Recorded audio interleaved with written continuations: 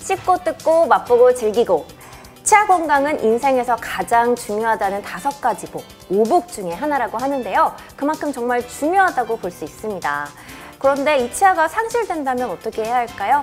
오늘은 치아 상실의 원인과 또 어떻게 하면 다시 씹는 즐거움을 느낄 수 있을지 그 궁금증 해결해 보도록 하겠습니다. 치과 전문의 이동훈 원장님과 함께 하겠습니다. 원장님 안녕하세요. 안녕하세요. 네, 자기소개 한번 부탁드립니다. 네, 안녕하세요. 저는 치과 전문의 이동훈입니다.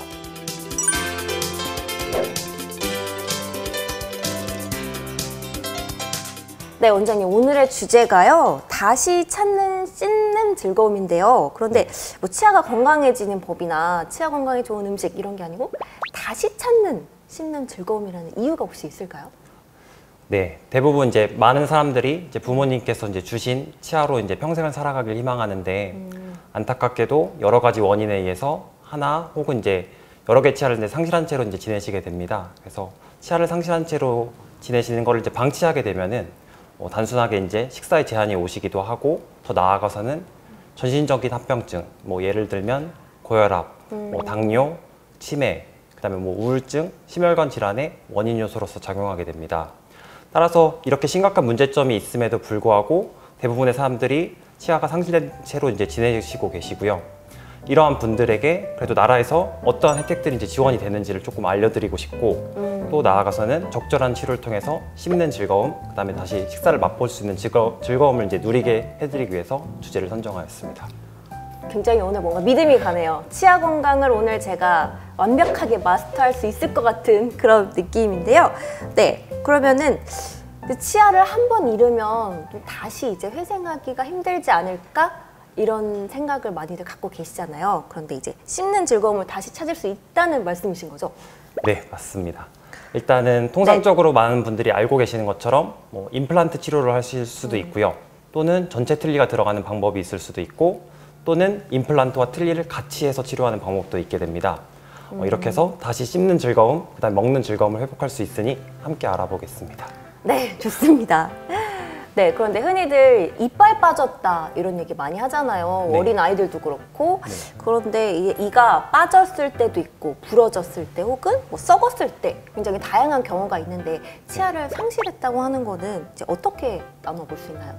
일단 치아를 상실하게 된 원인은 크게 3종류로 나눠볼 수 있습니다. 첫 번째는 충치가 너무 심해서 치아를 이제 빼게 되는 경우가 있을 수 있고, 두 번째로는 아까 말씀하신 것처럼 넘어지거나 또는 부딪히거나 하는 외상에 의해서 치아를 상실하기도 합니다. 마지막으로 이제 풍치라고 불리는 치주 질환에 의해서 다수의 치아를 상실하기도 합니다. 아, 그렇게 3가지 종류로 네. 치아를 상실하게 되는 거군요. 그러면 그 중에서 가장 많이 차지하는 원인이 어떻게 돼요? 가장 많은 치아 상실의 원인으로 이제 지목되는 것은 네. 마지막에 말씀드렸던 풍치라 불리는 치주 질환에 의해서 대부분의 사람들이 치아를 상실하게 됩니다. 우리나라 성인의 10명 중 7분은 이러한 치주 질환에 이완되어 있다고 보고되어 있고 대다수가 이러한 치주 질환으로 인해서 치아를 상실하게 됩니다. 아, 치주 질환이 가장 많은 원인. 그러면 혹시 치주 질환에 대해서 좀 모르시는 분들도 많을 것 같아서 네. 치주 질환이 어떤 건지 설명 좀 부탁드릴게요. 네. 일단 치주 질환이라고 하게 되면은 치아가 문제가 생겼거나 아니면 치아를 감싸고 있는 치주 조직이라 불리는 조직이 문제가 생기는 경우 둘 중 하나로 나눠지게 됩니다. 치아를 둘러싸는 조직에는 우리가 보는 분홍 색깔 잇몸도 있고요. 그 안쪽에 존재하는 뼈도 있게 됩니다. 그래서 잇몸이 부었거나 아니면 그 안쪽에 있는 뼈가 녹았거나 흡수되는 경우를 치주 질환이라 부르게 되고, 대부분의 원인은 저희가 이제 양치질을 하지 않거나 함으로 인해서 뭐 치태가 생기기도 하고, 치태가 이제 시간이 지나면서 단단한 치석으로 바뀌게 됩니다. 그것들이 대부분 이제 원인 요소로서 작용하면서 치주 질환이 발생하게 됩니다.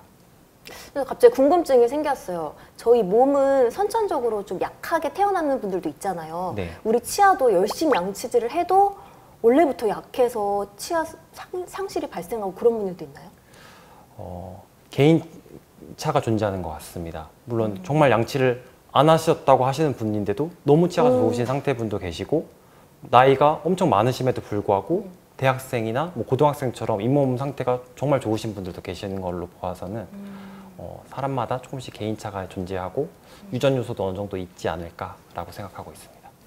그렇군요. 네, 그런데 제가 어디서 듣기로는 치아를 상실하면 치매에 더 많이 걸린다 이런 얘기를 들었거든요. 네. 혹시 사실인가요? 네, 맞습니다. 치주 질환을 가지고 계신 분들이 치매에 더 걸릴 가능성이 높다는 연구 결과가 여러 차례 발표가 되었습니다. 치주 질환이 있으신 분들의 경우 치매에 걸릴 확률이 1.2배 정도 더 높다고 보고되어져 있고요. 따라서 이 상태에서 또 치아까지 상실하게 된다면 대부분 씹는 기능이 상실되면서 인지 기능에도 문제가 있다고 보고되어지고 있습니다. 그렇군요. 그러면 혹시 이 당뇨 환자가 일반 환자보다 더 상실 확률이 높다는데 그것도 맞는 말인가요? 네, 이것도 맞는 말입니다. 아까 이제 말씀드렸던 치매뿐만 아니라 당뇨병 환자분들도 치아 상실과 그리고 치주 질환과 관련성이 높다고 여러 차례 발표가 되었습니다. 당뇨병 환자분들의 경우 일반적인 일반인보다 치아를 상실할 위험도가 35%, 더 심한 당뇨 질환을 앓고 계시는 분들의 경우 50%까지 치아 상실의 위험도가 더 높습니다. 따라서 이러한 당뇨 질환을 갖고 계신 분들은 더 철저한 구강 관리와 정기 검진이 중요합니다. 그렇군요. 네, 그리고 이 골든타임이 있을 수 있을 것 같아요. 치아가 상실됐지만 치료는 좀 나중에 받아야지 할 수도 있잖아요. 네. 혹시 좀 치료를 받는 이 중요한 골든타임이 있을까요? 일단 치아를 상실한 채로 오래 지내시는 분들이 되게 많이 계십니다. 그래서 치아를 상실한 채로 오래 지내시게 되면 주변 인접 치아들이 그 치아가 상실된 부위로 쓰러지거나 이동하거나 움직이게 됩니다. 이렇게 되면은 나중에 다시 이제 그 부위를 치료받고 싶으셔도 치료하기가 너무 어려운 상태가 되어버리거나 심지어 이동한 치아들도 같이 문제가 생긴 경우가 사실 너무 많습니다. 따라서 치아를 상실하게 됐다면은 그냥 그 즉시 바로 치료를 받는 것이 사실 가장 좋습니다. 원장님이 보신 환자분들 중에서 조금만 더 빨리 왔으면 고칠 수 있었는데 하는 그런 안타까운 사례들도 있나요? 네, 너무 많긴 합니다. 사실 치아는 하나만 빠지셨는데 그 기간으로 거의 뭐 5년, 10년 이상을 지내시면서 주변 치아들이 위에 치아는 다 내려오게 되고 옆에 치아는 다 넘어지고 쓰러지면서 사실 나머지 치아들도 사실은 그 치아를 빨리 치료만 했었으면 나머지 치아들은 멀쩡히 쓸 수 있는 치아들인데 다 같이 이제 빼야 되는 상황이 되시기도 하고 그런 경우가 너무 많은 것 같습니다. 가급적이면 빨리 치료받는 것이 가장 좋습니다. 그렇군요. 그러면 이제 본격적으로 상실됐을 때 어떻게 치료를 받아야 할지 한번 알아보도록 할 텐데요. 아까 잠시 뭐 임플란트 부분 틀니 말씀하신 것 같은데 네. 좀 다양한 맞춤 치료 방법들을 네. 좀 알려주십시오. 알겠습니다. 네. 일단 상실 치아의 개수와 위치에 따라서 치료 방법이 다르게 됩니다. 먼저 상실 치아의 개수가 1개 혹은 이제 소수 치아인 경우에는 통상적으로 알고 계시는 것처럼 뭐 임플란트 치료가 들어가거나 아니면 브릿지 치료를 해서 치료를 하게 됩니다. 하지만 1개나 소수를 넘어서 다수의 치아를 상실하거나 아니면 전부 다 상실하신 분들이 계십니다. 그런 분들은 그런 상실 모든 부위에 임플란트가 들어가지거나 아니면 전체 틀니가 들어가지는 방식으로 치료가 진행되게 됩니다. 하지만 전체 임플란트를 하고 싶어도 이제 뭐 여러 가지 경제적 비용이라든지 아니면 이제 구강 상태가 좋지 않아서 임플란트가 들어갈 수 없는 분들도 계십니다. 그래서 그런 분들에게는 조금 생소할 수 있는데요. 오론4, 오론6라고 저희 치과 의사들이 부르는 용어가 있는데 간략하게 이제 설명을 드리면은 윗턱에는 이제 6개의 임플란트가 들어가지게 되고요. 아래턱에는 4개의 임플란트를 넣어서 전체 다를 이제 치료하게 되는 방법입니다. 또한 이제 임플란트를 또 원치 않으시는 분들도 계십니다. 수술이 조금 두려우시거나 무서워하시는 분들의 경우에는 이제 할 수 있는 방법이 틀니 치료밖에 없게 됩니다. 하지만 틀니는 이제 어르신들이 겪으시는 것처럼 너무 빠질까봐 걱정되기도 하고 너무 헐거울까봐 걱정되는 경우가 사실 제일 많습니다. 그런 경우에는 아래에는 2개, 위에는 4개의 임플란트를 넣어서 임플란트에 이제 똑딱이 단추 같은 걸 하나 넣기도 하고요. 아니면 자석을 넣기도 해서 틀니가 좀 빠지지 않게끔 틀니 좀 잡아줄 수 있는 역할을 하게 됩니다. 그렇게 해서 다양한 치료 방법이 존재하게 됩니다. 생각보다 방법이 더 다양하네요. 근데 제가 갑자기 궁금증이 생겼는데 네. 이 미용적으로 하시는 분들도 있잖아요. 그런 경우랑 정말 치아를 상실해서 하는 경우랑 방법이 같나요? 아니면 다를까요? 미용적으로 하시게 되면은 네. 대부분은 이제 뭐 교정 치료가 동반되시는 경우도 많고요. 아니면은 이제 치아 크기가 조금 일반적인 형태가 아니거나 아니면 일부가 이제 상실돼서 됐을 때는 이제 교정적으로 이상적으로 이제 치아 위치를 잡아두고 하는 경우도 많고요. 하지만 이제 지금 어르신분들처럼 대부분은 이제 어르신들의 경우에 이제 치주 질환에서 상실하는 경우가 가장 많기 때문에 조금은 차이가 있지 않을까 싶습니다. 네. 그러면 혹시 연령대에 따라서 방법이 다를까요? 네, 조금 차이가 있습니다. 먼저 어린이와 뭐 청소년의 경우에는 임플란트 치료가 원칙적으로는 조금 어렵습니다. 이제 논문이나 이제 학회 권고 사항에 따르면은 남자의 경우에는 만 18세, 여자의 경우에는 만 15세가 이제 성장이 완료되는 시점으로 저희가 보고 있습니다. 그래서 성장이 완료돼야지만 임플란트 치료가 가능하기 때문에 만약 너무 어린 시기, 어린이나 청소년기에 치아를 상실하게 됐다면은 임플란트를 하기 전까지는 대부분 이제 그 공간을 보존하기 위해서 공간 유지 장치를 사용하거나 아니면 임플란트가 아닌 다른 치료를 사용해서 치료를 하게 됩니다. 네, 그런데 임플란트가 반영구적이기 때문에 네. 한 번 할 때 좀 제대로 해야 될 것 같은 생각이 드는데요. 네, 혹시 맞습니다. 그러면은 이렇게 치료를 하실 때 특별히 염두에서 하시는 부분들이 있나요? 네. 일단 임플란트도 기존 치아와 마찬가지로 충분한 뼈가 잇몸뼈가 감싸고 있어야지만 오랜 기간 문제없이 사용할 수 있게 됩니다. 그래서 임플란트가 충분한 뼈에 위치할 수 있도록 대부분 이제 CT도 보고 필요하게 되면은 요즘에 이제 뭐 디지털 내비게이션 뭐 아니면 가이드 수술이라고 불리는 이제 디지털 장비를 활용해서 충분한 뼈가 있는 공간에 임플란트가 들어가게끔 하게 합니다. 하지만 그렇게 함에도 불구하고 여전히 잇몸뼈가 부족하신 분들이 계시기 때문에 그러한 경우에는 이제 잇몸뼈 이식이라든지 뼈 이식 수술을 같이 진행하기도 합니다.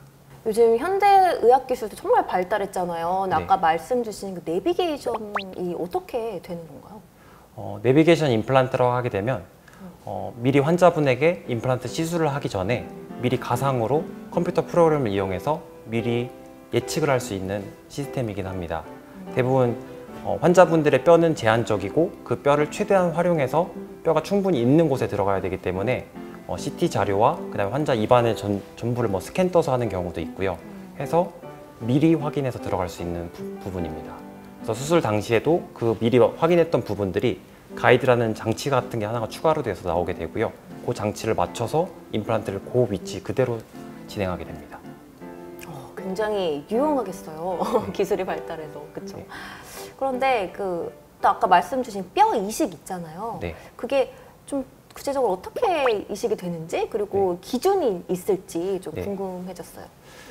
저희가 이제 치과 의사들이 이제 뼈 이식 기준으로 잡는 부분은 대부분 이제 뼈가 없다라고 말을 하게 되면은 저희가 이제 두 가지 관점에서 보게 되는데 하나는 수평적으로 뼈가 없는지 또 하나는 수직적으로 뼈가 없는지를 보게 됩니다. 일단 수평적으로 없다라고 하게 되면은 임플란트가 가운데가 있으면은 임플란트 충분한 뼈가 이제 꽉 잡아주게 되는데 그 꽉 잡아주는 뼈의 두께가 이제 감싸고 있는 뼈의 두께가 최소 1.5에서 2mm는 뼈가 있어야지만 저희가 충분히 이 임플란트가 문제없이 기능을 하겠구나라고 판단을 하게 됩니다. 미리 이제 수술을 하기 전에 CT상으로 환자분들의 이제 뼈의 폭을 계측하게 되고 측정하게 되고요. 측정했을 때 임플란트는 이 정도가 들어가는데 남은 뼈가 양옆에 해서 2mm, 2mm씩 해서 되지 않을 것 같으면은 나중에 추후에 문제가 생길 가능성들이 있기 때문에 뼈 이식을 하게 되고요. 당연히 이제 수직적으로 뼈가 부족한 경우에는 무조건 임플란트에 뼈 이식이 같이 들어가게 됩니다. 그렇군요. 그러면 혹시 우리가 치아 상실을 막기 위해서 미리미리 좀 대비를 하면 좋을 것 같은데요. 좀 일상 속에서 알아두면 좋은 팁들이 있을까요? 예를 들면 뭐 커피를 마시지 말라든지 뭐 그런 것들 있나요? 일단 뭐 커피는 뭐 이미 사회인의 뭐 필수품이기 때문에 현대인의 필수품이기 때문에 좀 어쩔 수 없는 부분들이 있고요. 역시나 가장 중요한 거는 정기적인 검진 및 예방 관리가 가장 중요한 것 같습니다. 치아 상실의 가장 큰 원인이 아까 말씀드렸던 풍치라 불리는 치주 질환이었기 때문에 치주 질환은 대부분 이제 나라에서 풍치로 인해서 이제 고생하신 분들이 많은 것도 알고 있기 때문에 정기적인 스케일링도 1년에 한 번씩 보험이 되게 됩니다. 대부분 이제 1년에 한 번씩 보험이 생기는 건 다들 알고 계시기 때문에 연말쯤 되면 대부분 이제 스케일링 받으러 왔다라고 말씀하시면서 다들 와주시는데요. 그거 연 1회뿐만 아니라 잇몸 치료가 전제가 된다면은 한 번 정도 더 스케일링 혜택을 보험 혜택을 받으실 수가 있습니다. 그래서 뭐 1년에 많게는 2번까지 혜택을 받으실 수 있으니까 참고하시면 좋을 것 같고요. 그리고 두 번째로 이제 치아 상실의 원인이었던 충치 치료도 정기적인 검진을 통해서 미리미리 조기에 이제 충치 치료가 진행된다면은 치아 상실까지 가는 불상사를 막을 수는 있지 않을까 싶습니다. 네, 좋습니다. 왠지 좀 치과에 가기가 무서워서 저도 막 미뤘던 것 같은데 정기적으로 가도록 하겠습니다. 네, 혹시 그러면 이 치아 상실을 미리 알 수 있는 전조 증상이 좀 있나요?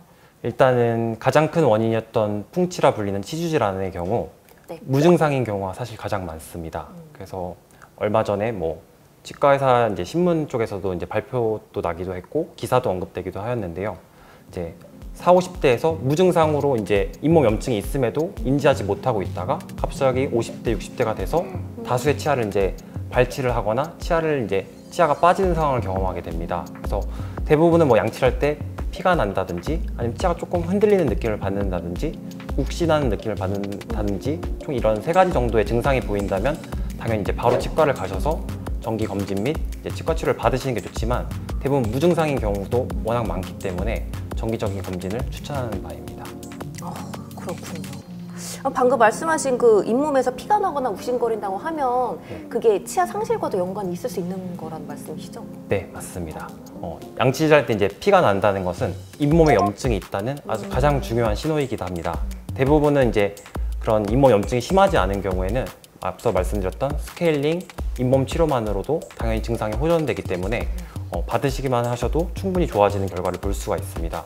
하지만 이제 그 상태를 넘어서 오랜 기간 방치하게 되면은 그 치아를 감싸고 있는 잇몸뼈들이 녹거나 흡수되기 때문에 대부분은 좋지 않고 치아 상실로 가는 경우가 많긴 합니다. 그렇군요. 네. 그렇다면 지금 말씀해 주신 것 외에도 또 우리가 잘 몰라서 활용하지 못하는 혹시 지원 제도들이 더 네. 있을까요? 일단은 2가지 대표적인 것을 볼 수가 있는데요. 첫 번째는 모두들 알고 계시는 보험 임플란트가 하나가 있고요. 2번째는 보험 틀니가 됩니다. 그래서 보험 임플란트는 물론 이제 너무 나라에서 홍보도 많이 해주셔서 많은 분들이 알고 계시지만 치과 진료를 하다 보면은 여전히 모르시는 분들이 많습니다. 그래서 평생에 걸쳐서 65세가 넘으신 분들에 한해서 평생에 2개 정도의 임플란트가 나라에서 지원이 되게 됩니다. 자기 본인 부담금이 30% 비용만 부담을 하면 나머지 70%의 비용에 대해서는 나라에서 지원이 가능하게 됩니다. 전체 틀니도 마찬가지가 되는데요. 부분 틀니, 전체 틀니 할 거 없이 보험 틀니의 경우에는 자기 부담금 30%만 비용을 내시면 70%의 비용은 나라에서 또 지원이 가능하게 됩니다. 또한 이뿐만 아니라 대부분은 이제 그럼 한 번 만들면 틀니를 한 번만 만들면 끝나는 거 아니야? 라고 하실 수도 있는데요. 대부분 이미 틀니를 만드셨던 분들도 나라에서 7년이 지나게 되면은 틀니가 당연히 맞지 않고 헐겁고 불편한 게 많이 생기는 걸 알기 때문에 나라에서 7년에 한 번씩은 다시 틀니 보험 혜택을 드리기도 하고 혹시 조금이라도 아프시거나 다시 만들 정도는 아닌데 아프다 아니면은 조금 재료가 더 들어가서 조금 덜 움직였으면 좋겠다 하시는 것들도 다 나라에서 지원이 가능한 부분입니다. 사실 오늘 방송을 통해서 사실 이 부분만큼은 꼭 아셨으면 하는 부분이었던 부분이기도 합니다. 이런 혜택들이 있다는 걸 모르는 분들이 많아서 네. 네, 그렇네요. 그런데 이 보험을 받을 수 있는 조건들이 있다고 들었어요. 예를 들면은 뭐 치아가 잇몸에 1개 이상은 있어야 하는 그런 게 네. 있나요? 네, 맞습니다. 아까 앞서 말씀드렸던 보험 임플란트의 경우에는 입안 전체에 치아가 1개도 없다면은 보험 임플란트 혜택이 적용되지 않습니다. 따라서 치아가 최소한 1개라도 있어야 보험 임플란트 그 2개의 혜택을 받아보실 수가 있게 됩니다. 그리고 제가 치과 치료를 하면서 가장 많이 이제 진료를 하는 범주 중 하나가 치아가 시리다고 말씀하시면서 오시는 분들이 가장 많습니다. 대부분 이제 치아가 시린 원인은 크게 2가지로 볼 수가 있는데요. 첫 번째는 잇몸이 치아가 부분이 패여서 시리신 경우가 있으시고 2번째는 잇몸이 내려가서 시려 하시는 경우가 있습니다. 당연히 패인 부분은 메꾸는 치료로 진행을 하게 되고요. 그 다음에 잇몸이 내려간 부위는 패이지 않았기 때문에 대부분 나라에서 그거에 대해서도 보험 진료 혜택을 다 주고 있습니다. 그래서 여성분들 손톱에 이제 매니큐어 칠하시는 것처럼 이제 손톱에 코팅제라는 걸 저는 이제 코팅제라고 부르게 되는데 코팅제를 바르기만 해도 시린 증상이 대부분 완화되는 경우가 많아서 대부분 이제 보험 진료 항목이니까 각자 받으셔도 워낙 좋을 것 같습니다. 그리고 또 한 가지 꼭 기억하실 것은 이제 어린이를 둔 이제 부모님들 같은 경우 만 12세 이하 어린이의 경우에는 원래는 충치 치료를 하게 됐을 때 레진이라는 재료를 하게 되면은 원래는 비보험 진료 항목입니다. 근데 만 12세 이하 어린이에 대해서만 그 부분이 보험 항목으로 지원이 가능하기 때문에 만약 우리가 키우는 아들과 딸 어린이 친구들이 좀 충치가 있는데 약간 비보험 진료 레진을 하는 게 망설여졌다면은 같이 참고하시는 것도 꼭 좋을 것 같습니다. 정말 많은 다양한 정보들을 알아가고 있는데요. 이제 마지막으로 혹시 시청자분들에게 정말 이것만은 꼭 기억했으면 좋겠다 하는 게 있을까요, 선생님? 네. 네. 치과 진료 물론 이제 아프시기도 하고 물론 무섭기도 하고 네. 그다음에 이제 가격도 이제 적지 않게 나간다라는 이제 인식들이 있지만 생각보다 나라에서 그런 분들에게 주는 혜택들이 적지 않고 충분히 불편하지 않고 살아가실 수 있게끔 도와주는 부분들이 많습니다. 보험 임플란트, 보험 틀니가 사실 그 가장 큰 축을 담당하고 있다고 저는 생각하고 있고 꼭 너무 치아가 없으신 상태로 식사도 못 하시면서 살아가는 것이 조금 저는 개인적으로 안타까워서 꼭 알고 활용하셨으면 좋겠습니다. 이 치과가 참 무섭거든요. 네. 그런데 오늘 이렇게 많이 말씀해 주셔서 네. 정기적으로 가야겠다라는 생각이 들었습니다. 네, 맞습니다. 선생님 어떠셨어요? 저도 이제 처음 방송을 이제 나와서 말씀을 드리긴 하는데 치아가 없는 상태로 지내시는 분들에게 꼭 알려드려야겠다는 생각으로 사실 방송에 나오게 되었고 꼭 이 방송을 보시는 분들이 꼭 나라에서 주는 혜택들이 생각보다 많고 내가 누릴 수 있는 것들이 많고 그걸 통해서 다시 이제 식사하는 즐거움을 느끼실 수 있었으면 정말 좋겠습니다. 네, 정말 오늘의 주제인 다시 씹는 즐거움 많은 분들이 느끼셨으면 좋겠고요. 이렇게 오복 중에 하나라는 치아 건강이 정말 중요한데요. 오늘 알게 된 새로운 사실들이 정말 많은 것 같습니다. 이렇게 치아를 상실했을 때 어떻게 해야 하는지 또 보험 제도 혜택들이 어떻게 있는지 많이들 알아주셨다가 유용하게 도움 받아보시기 바랍니다. 저희가 오늘 준비한 소식은 여기까지입니다. 함께해 주신 여러분 고맙습니다.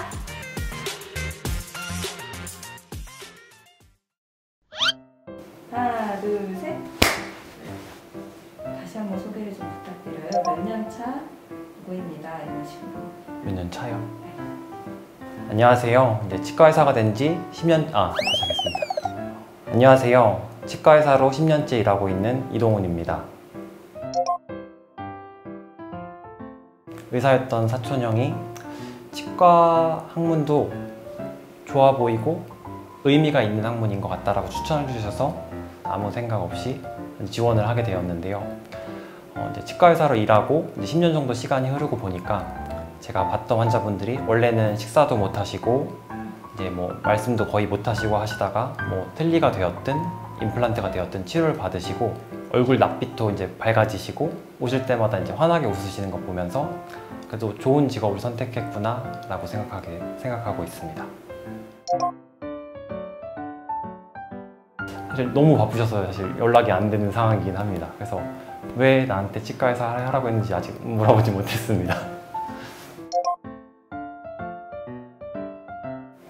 사실 기억에 남는 환자는 지금 이제 말씀하시니까 이제 생각나는 분이 한 분 있는데요. 제가 이제 레지던트 생활을 할 때 이제 할머니셨는데 골다공증으로 인해서 이제 아래 턱뼈의 절반이 이제 없어지신 상황이 됐습니다. 녹아서 이제 괴사가 와서 없어진 상황이 됐고 당연히 이제 남아있는 치아도 몇 개, 한두 개밖에 없었기 때문에 아예 식사가 이제 불가능하시고 평생 이제 죽만 드시고 계신 상황이었습니다. 그래서 골다공증 때문에 임플란트를 할 수가 없으니까 이제 남아있는 치아와 틀니를 같이 이용해서 다시 이제 식사를 하시게끔 해드렸던 적이 한 번 있습니다. 그분이 이제 맨날 정말 죽만 드시다가 이제 질감이 있는 음식을 드시면서 너무 좋다라고 말씀하시는 거 보면서 네, 그분이 진짜 가장 기억에 남는 것 같습니다.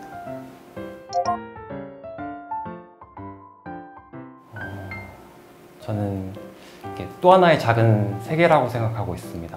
치과 학문이 물론 단순하게 뭐 충치 치료, 잇몸 치료, 뭐 그냥 임플란트 수술 이렇게만 생각하면은 되게 단순하게 보일 수도 있는데 생각보다 치과 학문은 공부하면 공부할수록 알아야 되는 것도 정말 많고 디지털도 정말 잘 알아야 되고 환자분들이 그 미세하게 느끼는 그 차이들도 인지해야 되고 되게 또 하나의 세계에서 정말 잘 알기 위해서는 그냥 끊임없이 공부가 필요하구나 하는 세계라고 생각하고 있습니다.